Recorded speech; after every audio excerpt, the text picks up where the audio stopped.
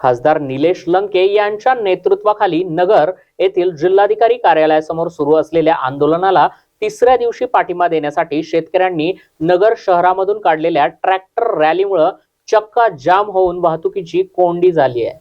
यावेळी बोलताना अरुण कडू यांनी पालकमंत्री राधाकृष्ण विखे यांच्यावर जोरदार हल्ला चढवत राधाकृष्ण विखे आणि दुग्ध विकास खात्याचं विचित्र नातं असल्याचं सांगितलंय। ज्यावेळी विखे यांच्याकडे दुग्ध विकास खातं आलं त्यावेळी दूध धंद्याचं आणि दूध उत्पादकांचं वाटोळ झाल्याचा आरोप देखील कडू यांनी या ठिकाणी केलाय। दुग्ध व्यवसायाचं वाटोळ करण्यास विखे यांनी श्रीरामपूर आणि प्रवरा दूध संघापासून सुरुवात केली। विखे यांच्या ताब्यातून प्रवरा दूध संघ काढून घेतल्यानंतर 18 वर्ष या संघाचा कारभार उत्कृष्टरित्या चालला होता। तरी देखील विखे यांनी संचालक मंडळ बरखास्त करण्याची दोनदा नोटीस बजावली। सत्तेचा गैरवापर करून टँकर नाकारण्याचं कारस्थान करण्यात आलं।